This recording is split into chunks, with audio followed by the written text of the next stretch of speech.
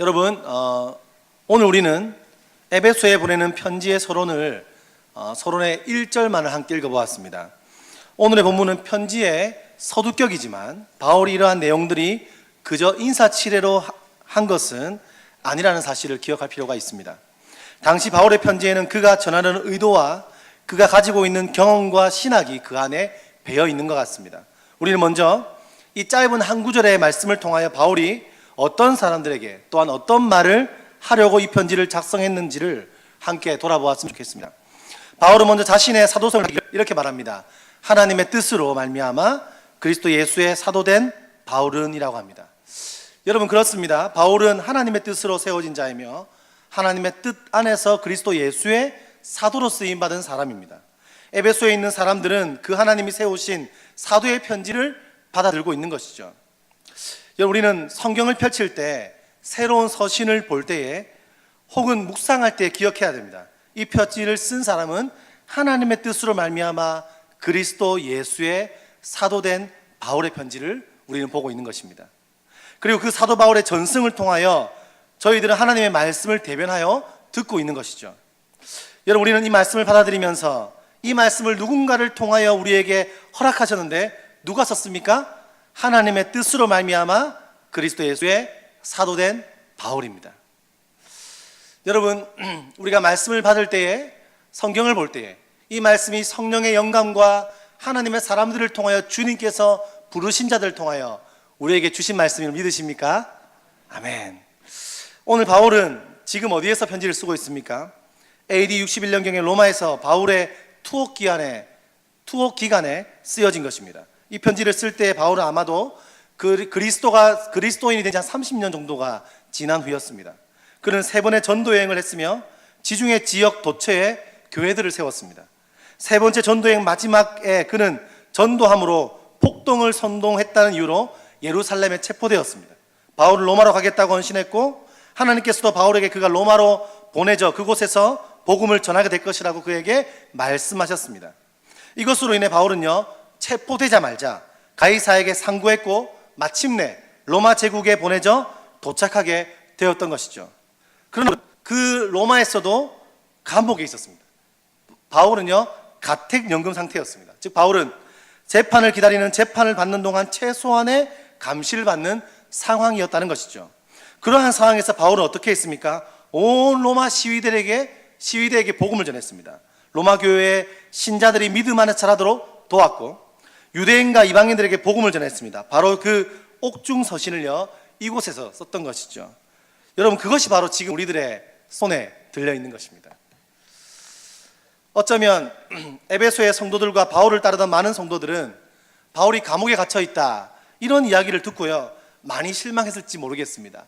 자신들이 그렇게 신뢰했던 리더, 하나님을 그렇게 사랑하고 그렇게 박식하며 우리들에게 많은 하나님의 말씀을 전해주었던, 혹은 예수 그리스도의 도를 알려줬던 바울이 감옥에 있다는 소식을 그곳에서 들었을 때 그들의 마음에는요, 실망이 있었겠죠. 그러나 바울은요, 오늘 분명히 편지를 쓰고 있는 수신자의 자신의 정체성을 밝히고 있습니다. 나는 하나님의 뜻으로 그리스도의 자신의 사도성을 주장하는 것뿐 아니라 실망한 그들에게 이렇게 말하는 것이죠. 내가 비록 지금 감옥에 있지만 내가 하나님의 뜻으로 세움받은 사도임을 기억하십시오. 이건 역시 하나님 아버지의 뜻입니다. 이런 어떤 상황에서도 복음의 진보에 거리낄 것이 없습니다. 이 얘기를 그는요, 짧은 단어 안에 포함하는 겁니다. 자부심인 것이죠. 사실 여러분, 사도라는 뜻은 아포스톨로스, 즉 보내다라는 뜻입니다. 문자적 의미로 보냄을 받은 자라는 뜻이요, 사도라는 뜻 안에 있습니다. 바울은 밝히죠. 내가 감옥에 있는 것도, 내가 로마에 온 것도, 내가 지금 이곳에 편지를 쓰는 것도, 내가 감옥에 갇혀서 살아가는 이 모든 것이 우리 주님께서 보내신 것이다, 이렇게 말하고 있다는 거죠. 사실 여러분, 이 땅을 살아가면서 내 생각과 다른 일이 생길 때, 실망될 때 우리는 기억해야 됩니다. 우리는 하나님의 뜻으로 세움받은 사람들입니다. 아멘 하십니까? 여러분, 그 자부심을 가질 필요가 있습니다. 내가 왜 이 가정에 있는가? 내가 왜 이곳에 살고 있는가? 나는 왜 이 학교에 있지? 나는 왜 이 직장에 있지? 나는 왜 이 사람이랑 친하게 지내지 않았는데? 이 땅에 살아가는 삶이 감옥처럼 느껴지더라도 감옥 같은 인생을 혹시 살고 있다고 간간히 느껴지도록 기억해야 됩니다. 하나님께서 그곳에 보내신 것입니다. 여러분 믿습니까? 여러분 제주에 사는 이유가 어떤 분들은요 떠밀려 오신 분들이 있을 것 같아요. 그죠? 제주에 내가 가고 싶어서 요즘에 사람들이 이제 제주가 핫플레이스 아닙니까? 그죠? 다 제주에 살고 싶어 하지 않습니까? 아닌가요? 네, 아무튼 그런데요. 여러분들 아닌 것 같은데 아마 많은 분들이 제주에 사는 것을 좋아하고 지금 요즘 제가 너무 피곤한 게 그 청소년 사역하는 제주도가 사실 제가 3년 동안 있으면서 청소년 사역자나 이 다음 세대 사역자가 많이 없다는 게 가끔 이렇게 외로울 때 하면 제가 아이들 축구팀 만들어 저는 축구 못하지만 제가 축구팀 만들어서 아이들 다른 교회에다가 막 전화해서 축구 붙읍시다 이렇게 해서 한 이유가 아이들 간의 교제도 있지만 사역자들과 교제하고 싶었어요. 근데 교제가 안 되더라고요. 이유가 뭐냐면 다 1년 뒤에 2년 뒤에 다 떠나버리는 겁니다. 그러니까 제주도에 다음 사역자가 없는데 최근에만 한 3명 정도가 저한테 문자가 와서 형님 이러면서 저한테 저도 제주에 가려고 합니다 이러면서 올해 결혼 내년에 제주에 갈 교회가 있으면 소개시켜 주십시오. 어떤 분도 또 찾아와 저한테 제주도 가고 싶다 이러면서 하는데 제가 힘이 있습니까? 그죠? 일단 오면 좋겠다 이렇게 얘기했습니다. 했는데 여러분 요즘 핫플레이스인데 어떤 분들은요 제주가 오고 싶어서 오기도 했지만 사실은 우리 인생이 늘 우리가 계획대로 되지 않지 않습니까? 그죠? 우리가 계획대로 되었다 우리는 다 여기 없습니다. 그죠? 우리는 잘못된 만남이에요. 각자마다 계획이 있어요. 우리의 계획과 다르게 살아가는 게 우리의 삶인데 제주에 어쩌면 떠밀려온 사람도 있을 수 있습니다. 근데 여러분 우리가 이 제주에서 언제까지 내가 왜 제주에 사나? 내가 이 제주에 어쩌다가 왔나? 이것은요 믿음의 사람의 모습이 아닙니다. 여러분 기억하십시오. 제주에 부르신 분이 누구십니까? 하나님이십니다. 여러분 제주에 있는 것은요 하나님의 특별한 계획과 보냄을 받은 자라는 사도의 뜻과 동일하게 하나님이 제주 땅에 제주를 섬기라고 부르신 것입니다. 정말 믿으십니까? 우리는 그걸 믿음으로 고백해야 됩니다. 충신교회 누가 불렀습니까? 집하고 가까워서요? 충신교회 누가 불렀어요? 아는 집사님이 있어서요? 충신교회 왜 왔죠? 하필 그 집사님이랑 제일 처음에 친하게 돼서 어쩔 수 없이 왔습니다 라고 할지 모르겠지만 여러분 제주 충신교회 하나님께서 여러분들을 부르신 줄 믿으시기 바랍니다. 하나님이 심으셨고 하나님이 보냈기 때문에 우리는 이 땅에 있는 것이고 이곳에서 섬기고 있는 것이고 함께 그 마음을 가지고 하나님의 뜻으로 말미암아 사도된 바울과 같이 우리는 각자의 자리에서 쓰임받고 있음을 믿으시기를 바랍니다. 제가 아주 친하게 지냈던 한 젊은 부부 집사님들이 있습니다. 대전에 있는데 제주도에 학회가 있어서 온 거예요. 어젯밤에 교제하다 그런 이야기 합니다. 이제 교회 이제 이사를 가게 돼서 새롭게 또 교회를 정해야 되는데 지금 있는 교회는 교회가 굉장히 몇천 명 되는 큰 교회인 거예요. 몇 가지 고민합니다. 큰 교회를 가야 될까요? 아니면 이런 교회를 가야 될까요? 작은 교회를 가야 될까요? 이런 얘기들을 나누면서 제가 어제 나눴던 이야기는 그거였습니다. 큰 교회 가는 이유는 아마도 그 어린아이가 2명이거든요. 그래서 사실 대부분 애기 엄마들은요 뭘 보겠습니까? 다른 것도 많이 보겠지만 유아실, 잠옷실 이런 거 보지 않겠습니까? 그죠? 유치부. 근데 사실 우리가 그런 것들을 보고 갈 수 있죠. 그렇지만 큰 교회 가는 이유 대부분은요 사실은 잘 훈련받기 위해서에도 이유가 있겠지만 많은 분들이 큰 교회가 편하기 때문에 가는 경우들이 많이 있습니다. 그런 얘기를 나눴습니다. 작은 교회 간다면 또 제 생각에는 뭐 이런 교회 가면 좋겠습니다 이런 얘기를 나누면서 했던 말이 그거였어요. 큰 교회에 편하기 위해서 갈 수 있지만 사실 교회의 목적은 편하기 위함이 아닙니다. 교회의 목적은 우리가 언제부터 편하기 위해서 신앙생활을 했고 언제부터 편하기 위해서 옛날에 유행했던 웰빙을 위해서 교회 가는 게 어디 있습니까? 성경은 그렇게 증언하지 않습니다. 이건 동일하지 않습니까 여러분? 여러분 교회가 사람의 편함을 의지하지 않습니다. 교회는 하나님께서 거룩하게 부르신 하나님의 사람들이 모여서 보냄받은 자들이 함께 교회에서 하나님의 사명을 경험하고 뜻을 경험하고 우리의 부르심을 경험해서 각자의 삶들이 불편해도 교회에서 모여서 예배하고 불편해도 모여서 함께 순모임을 하는 거고 불편해도 때로는 찬양팀에 악기가 없어서 예배하는 거고 때로는 소리가 잘 안 들려도 예배하는 거고 불편함 중에서 부르심 안에서 나를 보내신 분이 주님이심을 믿고 나아가는 것 그것이 바른 하나님의 사람의 태도인 줄 믿습니다. 여러분 이 편지를 받아보게 되는 수신자들은요 어떤 사람입니까? 이 편지는 에베소 주변 지역 다시 말해 아시아의 로마 식민지에 있는 여러 교회들을 대상으로 쓰여진 것입니다. 여러분 원래 사본에는요 에베소란 말이 빠져 있었는데 이게 첨가되었다고 해요. 그런 것을 봤을 때 단순히 에베소 교회만 한 것이 아니라 아시아 전체 지역에다 보냈는데 그 중심에 있던 에베소에게 적용되는 문제이기 때문에 그렇게 이제 하는 거라는 생각이 듭니다. 여러분, 실제로 에베소 교회만을 위한 편지가 아니고 에베소를 포함하는 모든 아시아의 많은 교회들이 같이 회람해서 볼 수 있는 회람 서신으로 보냈다는 것이죠. 당시의 모든 교회들에게 포괄적으로 쓴 거예요. 그래서 어떤 신학자는 말하기를 이 에베소서라는 서신은 특정한 상황에 맞게 쓰여진 편지라기보다 바울이 쓴 로마서에 버금가는 논문이다, 그렇게 불려질 만한 서신이라고 이야기하기도 했습니다. 바울은 오늘 짧은 인사를 통해서 명확한 신학적 의미를 담아내고 있죠.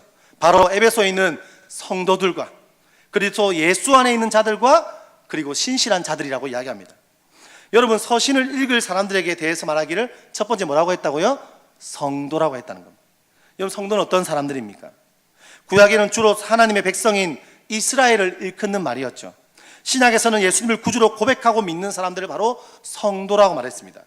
옆 사람이 말해주시겠습니까? 당신은 성도입니다.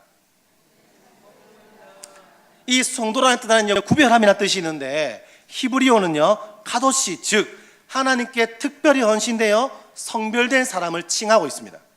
그리스도인들을 어떻게 지칭하냐면요, 바로 성도, 특별한 부르심을 입은 사람, 성별된 사람으로 불렀다는 거예요. 1차적으로 바울이 에베소 선교 당시에 제자들을 따로 떼어서 말씀을 가르치고 강론했던 그들을 뜻하는 걸 것입니다. 사도행전 19장에 보면요, 바울이 회당에 들어가 석 달 동안 담대히 하나님 나라에 관해서 강론하여 건면하되 어떤 사람들은 마음이 굳어 순종하지 않고 무리 앞에서 이 도를 비방하거늘 바울이 그들을 떠나 제자들을 어떻게 했다고요? 따로 세우고 두라노 서원에서 날마다 강론했다라고 말합니다. 여러분, 이렇게 따로 떼어서 바울이 에베소에 있는 사람들을 구별하여 세운 것처럼 성도라는 것은요, 즉 거룩하게 부름받은 사람, 즉 혹은 구별된 사람을 말한다는 것이죠. 그러나 이것은 일부 영적인 엘리트 혹은 풀타임 사역자만을 뜻하는 것이 아니라는 거예요. 소수의 그리스도인을 말하는 것이 아니라는 거예요. 바로 하나님께 구원받은 모든 하나님의 백성들을 뜻하는 것이 우리는 기억해야 합니다. 바로 그 성도들이, 구별된 성도들이 모인 곳이 바로 뭐가 되는 것이죠? 교회가 되는 것입니다. 이곳은 예배당이죠. 교회는 건물이 아닙니다. 교회는 거룩하게 주님께서 부르신 자들이 모여서 함께 주님을 높이고 찬양하는 이 자리가 바로 교회인 것이죠. 믿으십니까? 우리는 성도들을 바라보면서 어떻게 저런 사람도 성도일 수 있냐 그런 생각 들 때가 없는 표정들이신데 그런 생각 들 때도 있겠고, 그런 얘기 하시더라고요. 천국 가면 도대체 이 사람도 천국에 와 있나 놀랜대요. 이 사람은 천국 안 올 줄 알았는데, 이 사람 천국 깜짝 놀란대요. 이 사람은 천국 안 올 줄 알았는데 너무 놀란대요. 옆에 있는 사람이 갑자기 말한대요. 니도 왔잖아, 이렇게 한다고. 네. 여러분, 우리가 거룩한 모습이 하나도 없잖아 판단할 수 있어요. 기억해야 됩니다. 그들 역시 성도일 수 있습니다. 만약 그가 주님 앞에 나와서 회심의 경험을 한 후 좀 더디지만 그들의 삶의 변화와 성화의 과정이 느려 보이지만 그리스도인이 되었다면 그들은요 곧 구별된 하나님의 백성인 줄 믿으시기를 바랍니다. 구약에서 그 백성들을 바로 거룩한 백성이라는 말을 했어요. 출애굽기에 보니까 하나님께서 이스라엘 민족들을 출애굽했습니다. 그들에게 애굽 땅에 놀라운 그 기적들을 모세를 통해서 행하신 다음에 그들을 불러낸 이유를 설명하시죠. 내가 너를 독수리 날개로 업어서 내게로 인도했다. 너희가 다 보았지 않느냐? 세계가 다 나에게 속하였고 내 언약 지키면 너희는 모든 민족 중에 내 소유가 될 것이야. 그 다음 이렇게 말합니다. 이유와 목적이 있대요. 내가 너희를 부르신 이유가 있어. 애굽 땅에서 종살이 하지 않게 하고 내가 너를 기적같이 홍해에서 불러들인 이유가 있어. 그것은 바로 너희가 내게 대하여 제사장 나라가 되며 거룩한 백성이 되리라. 여러분 믿습니까? 이럴 때 아멘이 나오는 겁니다. 이스라엘 민족이 애굽에서 살고 있었어요. 근데 그들을 그렇게 살도록 벌어두지 않습니다. 모세를 통하여 온갖 기적으로 이스라엘 민족을 출애굽시키셨어요. 그들을 구별했습니다. 그들은 수많은 민족 중에 한 민족에 불과했지만 하나님이 그들을 택하셨죠. 바로 하나님의 선택받은 자, 그것을 바로 구별 혹은 거룩한 백성이라고 한다는 거예요. 여러분들이 바로 그 거룩한 하나님의 성도로 백성으로 부름받은 것을 믿으십니까? 하나님께서 애굽에서 그들을 떼어내신 것처럼 나실인들을 세워 머리를 자르지 않게 하고 독주를 못하게 한 것처럼 여러분들을요 이 땅에 거룩한 성도로 부르셨습니다. 이렇게 바울은 오늘 에베소와 그 서신들을 회람하는 잃는 모든 성도들의 정체성이 뭐라고요? 성도이다 라고 말한다는 거예요. 그리고 그 성도인 그들에게 말하기를, 이제 성도라 불리는 자들에게 다른 용어로 연결지어 말하기를 이렇게 말합니다. 여러분들은 그리스도 안에 있습니다. 여러분 한번 따라해 볼까요? 나는 그리스도 안에 있습니다. 여러분, 이것이 우리의 정체성이 된다면요, 너무너무 감사한 거예요. 바로 우리가 그리스도 안에 있는 자들이랍니다. 여러분, 너무 감사한 거죠. 우리가 그리스도 안에 있다는 사실이요, 얼마나 우리에게 깊은 감동으로 다가옵니까? 세상에 일어나는 수많은 일들을 보십시오.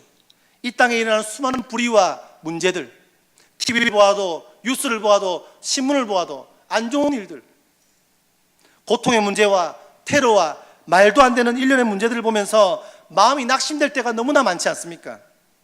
근데 그럴 때에 우리가 세상에 속한 자가 아니라 그리스도 안에 있다는 사실은요, 우리에게 깊은 위로를 주는 것입니다. 바울은 그리스도 이름 때문에 핍박받는 그들에게 억울하고 지쳐있고 그들에게 어떤 위로를 주고 있습니까? 힘들지만 기억해야 합니다. 여러분들은 그리스도 안에 있습니다. 이것을 말하고 있는 거예요. 사랑하는 여러분, 세상 속에서 바쁘게 살다 보면 우리가 잊어버리고 살게 되는 것이 있습니다. 그것은 바로 내가 그리스도 안에 있다는 사실을 잊어버립니다. 까마득하게 있고 세상 속에서 아둥바둥하고 살다가 벌써 주일이네 이러고 나오지 않습니까? 인생에서 바쁘게 살다가 어떠한 일에 봉착했을 때 때로는요, 눈물이 찔끔 나고, 내 인생이 왜 이럴까 고통스럽고 지치고, 도대체가 내가 교회 믿은지 예수 믿은지 30년이 지났고 몇십 년이 지났는데도 내 인생에 왜 이런 불의하고 억울한 일들이 많이 생기는가 하면서 눈물을 찔끔 닦다가 하늘을 쳐다봤는데 언뜻 생각납니다. 나는 하늘에 그리스도 안에 속한 자이구나. 괴로움과 어려움 속에서 그렇게 간절히 기도하지 못했고 매일매일 큐티하지도 못했고 때로는 새벽 기도도 빼먹고 그렇게 인격적으로 성숙한 인생을 때로는 살지 못할 때도 있고, 열받게 하는 사람 내가 좀 참았으면 좋았는데 못 참고 좀 버럭해버리기도 했고, 차 타고 가다가 열받게 하는 사람들 보면서 문 걸고 쫓아가고 싶다라는 생각도 들 때가 있고 쫓아가기도 해봤을 때도 있고, 여러 가지 그런 내 안에 실망되는 일이 많이 있지만 성숙한 인생을 살지 못했는데, 지난 설교 제목대로 내가 살지 못했는데 하나님께서 그러한 마음의 소원을 하시고 우리의 소망에 응답하실 때 문득 떠오르는 구절이 있기도 하죠. 너희가 내 안에 거하고 내 말이 너희 안에 거하면 무엇이든지 원하는 대로 구하라. 그리하면 이루리라. 바울은 에베소를 포함하여 이 서신을 보게 될 때 수많은 사람들에게 보게 될 그 사람들의 정체성을 무엇이라 선포합니까? 여러분들은 성도들인데 그리스도 안에라고 고백하는 겁니다. 동일하게 우리는 이 편지를 받아들고 물어야 하겠습니다. 나는 그리스도 안에 속해 있는가? 나는 그리스도 안에서 살아가고 있는가?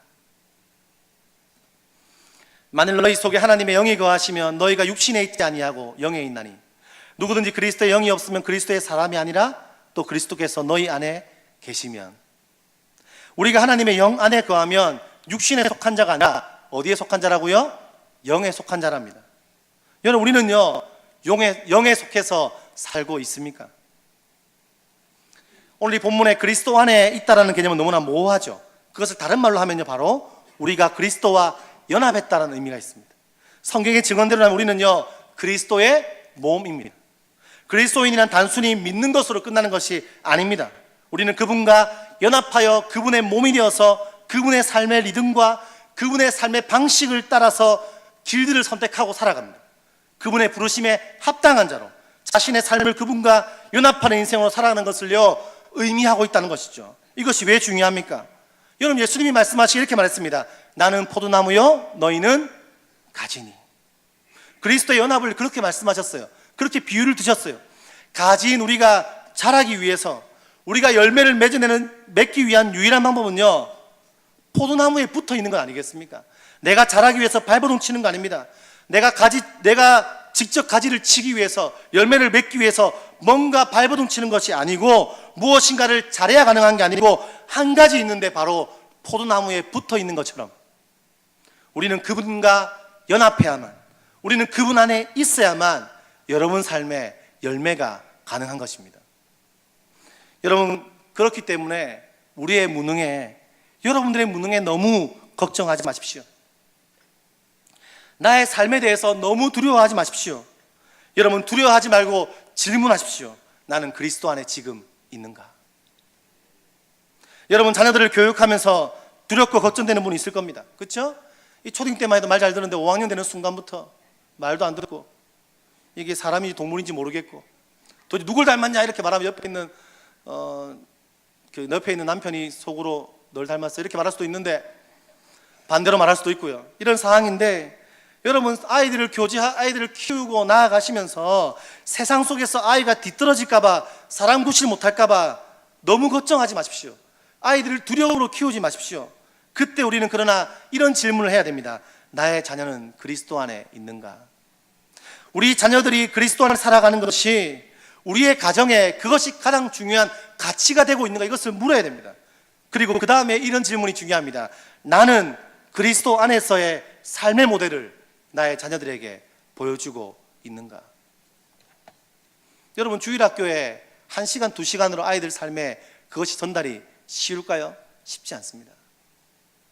140몇 시간, 150시간을 학교에서 보내고 옵니다.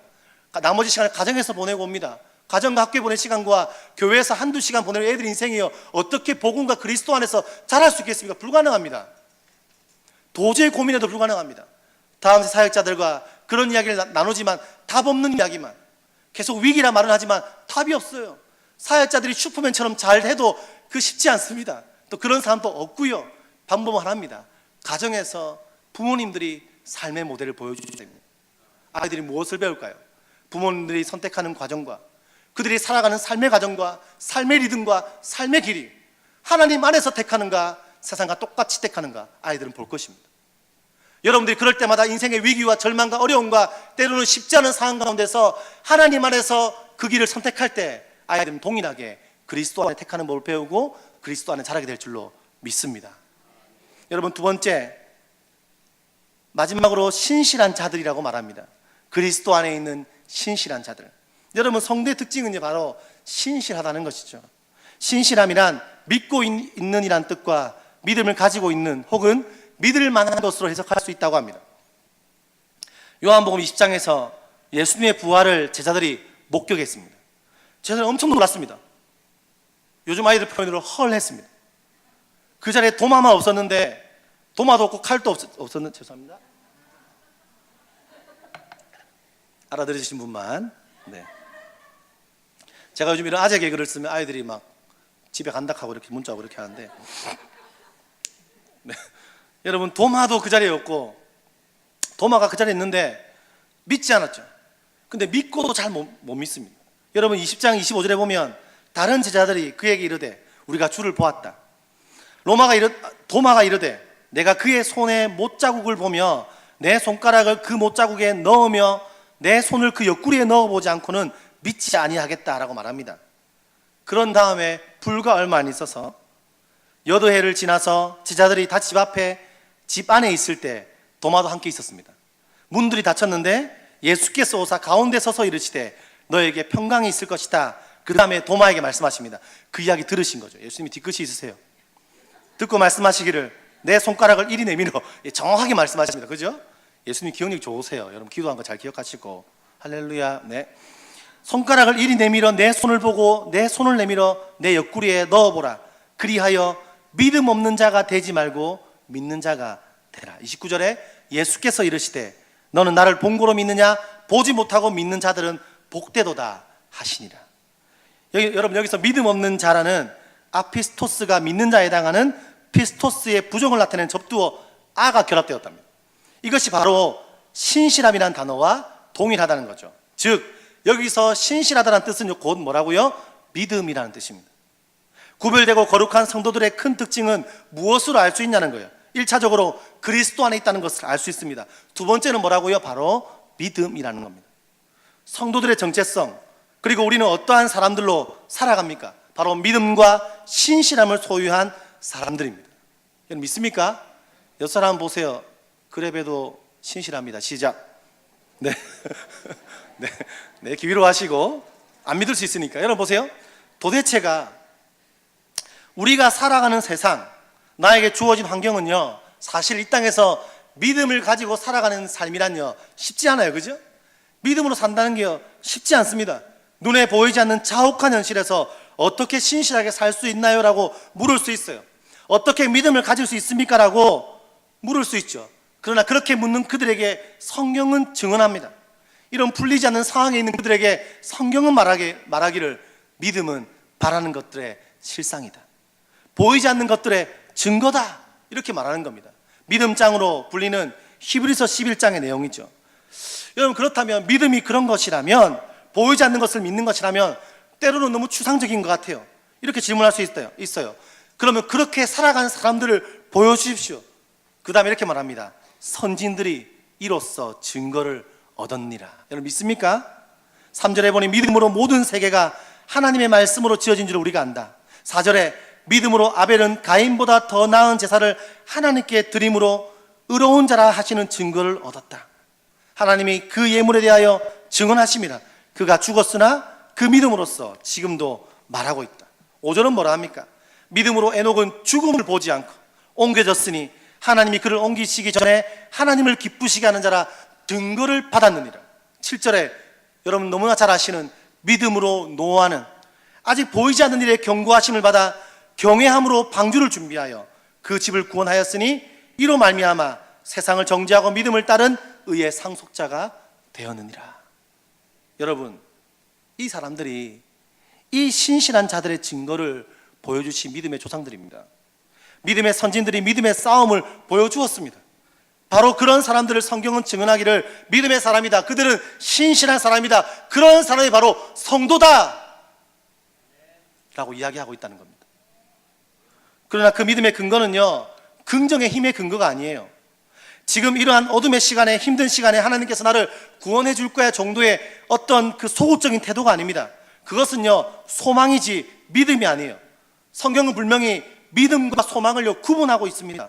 소망은 불확실한 미래에 대한 어렴풋한 기대이죠. 그러나 믿음은 달라요. 믿음은요 증거가 있는 것입니다. 증거는 너무나 구체적입니다. 증거는 우리가 오감을 통해서 느낄 수 있습니다. 그래서 성경은요 제자들을 향해서 뭐라고 말합니까? 그들을 증인이다 라고 말하죠. 증인은 무엇인가 본 것이 있고 들은 것이 있는 자들을 말하는 겁니다. 제자들은 끊임없이 증언합니다. 이 예수를 하나님이 살리신지라 우리가 이 일의 증인이다. 여러분, 증거가 있다는 게 굉장히 중요한 거죠. 우리에게 증거는 무엇입니까? 여러분의 증거는 뭐죠? 이 예수를 하나님이 살리신 것입니다. 이것을 믿으시는 분 아멘 합시다. 예수 그리스도, 바로 멸망받을 수밖에 없는 세상과 나를 위해서 이 땅에 인간의 모습으로 오신 그 놀라우신 예수 그리스도, 인간의 모습으로 성육신하셔서 인간과 똑같은 모습으로 목말라 하셨고 똑같은 모습으로 피곤해 하셨고 제자들의 발을 씻기셨고 그 사명대로 끝까지 온갖 고통을 다 받으시고 십자가에 못 박히시고 모든 수치를 다 당하시고, 그러나 죽은 것으로 끝난 것이 아니라 3일 만에 다시 살아나신 것을 믿는 것, 그것이 바로 여러분들의 성도들의 증거인 줄 믿으시길 바랍니다. 그리고 그 말씀이 육신이 되어 우리 가운데 거하시는 분임을 확신하는 거예요. 그것이 바로 증거입니다. 세상 사람들이 자신의 일에 얼마나 궁금해합니까? 그죠? 궁금해하고 그래서 복채를 주고요 돈 보러 엄청 갑니다.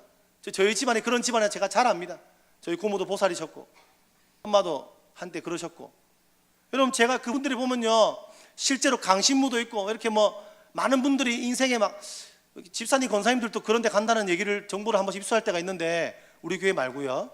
우리 고모가 그랬어요. 저한테 맨날 하는 말, 제 교회 다니니까 아이고 예수쟁이야 이러면서 하시는 말씀이, 우리 점집에 권사 장로 많이 온다 맨날 저한테 그렇게 말씀하시길래 제가 억울했던 기억이 납니다. 이 보지는 못하고 제가 그분 얘기만 하니까.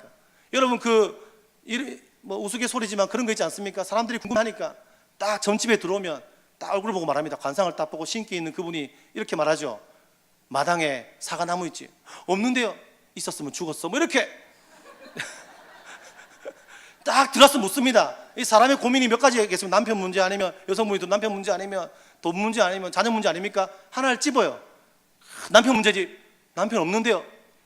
이렇게 말하면 아이고 그 남편 지금 아직 결혼 안 했는데 이렇게 말하면 내가 생각한 사람 안 만나서 다행이다 이렇게 말하고, 이게 말을 바꾸는데 여러분 그러나 세상은요 그것을 궁금해하지만 신실한 자들은요 내일에 일어난 구체적인 일에 궁금해하면서 여기 뛰어다니고 저기 뛰어다니고 이렇게 하지 않습니다.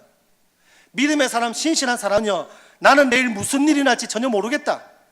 내가 아는 것은 내가 한 치 앞도 모르는 사람이지만, 나는 아무것도 알지 못하지만 한 가지 아는 것은 하나님만 나의 길을 아신다. 하나님께서 내 삶을 계획했다.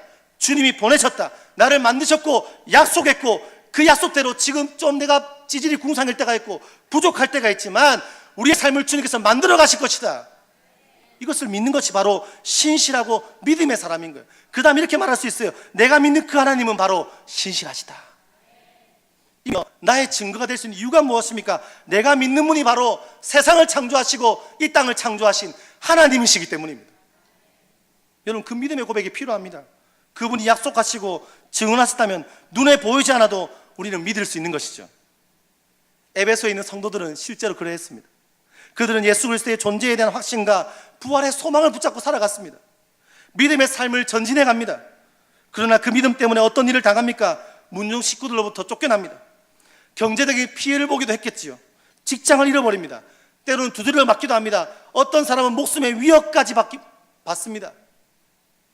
아니, 실제로 예수가 가신 죽음의 길을 그대로 갔던 것입니다. 무엇 때문에요? 그들이 무엇 때문에 그런 길을 택했습니까? 한 가지입니다. 믿음 때문에요. 그래서 바울은 말합니다. 그들에게 여러분들은, 믿음의 길을 가는 여러분들은 바로 신실한 자들입니다. 여러분들은 구별된 성도들입니다. 이 말을 하는 거예요. 여러분, 우리는 이 말씀을 받아들고 이 질문에 답을 할 수 있어야 됩니다. 너희는 믿음 안에 있는가? 너희 자신을 시험하고 너희 자신을 확증하라. 사랑하는 중심교회 성도 가족 여러분, 여러분은 믿음 때문에 누군가의 조롱거리가 되고 있습니까? 믿음 때문에 손해보는 자리에 뻔히 알고 걸어가고 있습니까? 믿음 때문에 때로는 경제적인 손해를 감수하시나요? 믿음 때문에 사람들과 격리되고 때로는 왕따가 되기도 하고 있습니까? 믿음 때문에 어떠한 희생을 치르고 있습니까? 만약 여러분 삶에 그런 삶이 주어져 있다면 여러분들은 신실한 자들로 살고 있는 것입니다. 바울은 그들을 위로합니다. 에베소뿐 아니라 신실한 길을 걸어가는 그들을, 비록 손해가 있고 어려움이 있지만 그 믿음의 외로운 길을 가는 그들에게 말합니다. 당신들은 성도입니다. 당신들은 주 안에 있는 자들입니다. 당신은 믿음 안에 신실한 사람들입니다. 여러분, 결론적으로 그 믿음으로 사는 신실한 사람들이란 또한 다른 의미로 누군가에게 믿을 만한 대상이 된다는 의미가 있습니다. 19세기 가장 유명한 강해 설교자로 있는 영국의 마틴 로이드 존스 목사님은요, 이 부분에 이렇게 말합니다. 그 말은 우리가 믿음을 지킨다는 의미이고, 우리가 믿음을 붙잡고 있으며 믿음의 일관성을 지키고 있으며 믿음에 충성하고 있으며 바울과 함께 믿음을 변호할 준비가 되어 있다는 의미이며, 그 믿음을 열심히 찬송하고 있다는 것을 말하는 것입니다. 그리스도인이란 그러한 고난의 상황에서도 믿을 만한 대상이어야 하며 의뢰할 만한 대상인 것입니다. 여러분, 무슨 말입니까? 세상 사람들에게 그렇게 보여지는 거예요. 세상 교훈과 풍조에 휘말리는 사람이 아니고, 어떤 사람들이라고요? 성도와 신실한 자들은요, 세상이 봐도 믿을 만한 사람이라는 거예요. 대한민국 사회를 보십시오. 세상이 교회를 믿습니까? 세상이 그리스도인들을 믿고 있습니까? 세상이 교인들을 보면서 믿을 만한 대상으로 보고 있냐는 거예요. 만약 그렇지 못한다면, 나의 삶과 여러분의 삶이 그렇지 못한다면 우리는요, 다시 한번 내가 주 안에 신실한 자들로 믿음의 사람으로 살고 있는가를 돌아봐야 한다는 거예요. 신실함이라는 호칭은요, 곧 책임감입니다.